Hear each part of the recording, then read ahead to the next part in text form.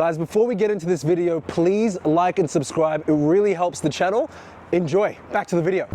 You have to be obsessed. You know, sometimes people will try to dim out your fire. I remember when I was 10 to 12 years old, I was about to move from a school where, you know, my parents knew the principal and my parents had friends that would also go to that school with children there, and a lot of us would go to the same churches. And I then went to a high school at 12 years old where, first of all, I was one of perhaps 4 or 3 black people in the whole year level, maybe an accumulative 7 to 8 black people across the whole high school, right? And I remember coming there and I had made few friends and made a few alliances and acquaintances. And I was in the school library and I was like to one of my friends at the time, hey, have you seen the new SpongeBob episode? Because I thought, you know, that's what you still did at 12 years old. You watch SpongeBob. And they were like, SpongeBob? How old are you? Like 6? And I was like, well, in my head, I'm like, whoa, like this is like the best show ever. And I quickly realized that the new cool thing was to watch Cartoon Network or Disney. It wasn't to watch, SpongeBob anymore.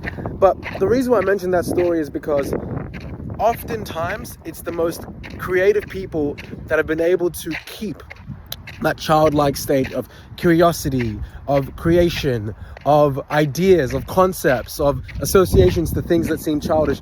They're the ones that are able to bring cool things in here into the world. And that links me to my next thing, which is the people that typically create really big things or stay in things long enough to make them big are usually obsessive. And many people veer away from that word obsessive. But the thing is, and the reality is, it's the obsessive people that are the ones that build the infrastructure, are the ones that build big companies, are the ones that have the balls and the guts to actually build things that people can now use to work at, to then fund their life, fund their kids' schooling, fund their own dreams, fund their own traveling experiences. But it rewards those that are obsessed. And very, very few people are comfortable to experience or allow themselves to delve into obsession out of fear of rejection socially, failure. Guys, listen, if you're enjoying this content, then please like and subscribe. It helps the channel grow. And back to the episode. I'll see you guys there. But the irony is, you running away from your potential obsession, the thing that makes you just super excited every day, the thing that you can do for hours, and you're like, I only thought that was 20 minutes. That's the thing that in perpetuity, so over 5, 10, 20 years, that's the thing that you'll be looking back in retrospect when you're 40, 50, 60, 80, 100, thinking, what if? What if I was to have taken that chance? What if I was to have explored that obsession? What could I have become? What could I have created?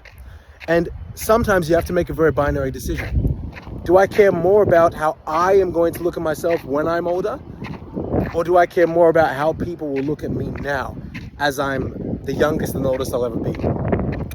And if you can make the right decision in that circumstance, and you can endure what will likely be 5 to 10 years of judgment, social rejection, people saying you should have done this, should have done that, even though you don't want the life that they have, I would rather experience that for a decade of my life, a 10th of my life, a 5th of my life. If God wants me to live a lot longer than that, I'd rather experience it just for that window of time, knowing that I could spend potentially the rest of my life creating, being that character in my own mind that I wanted to become. So sometimes these small binary decisions that we make up here dictate how we activate and move throughout each and every day.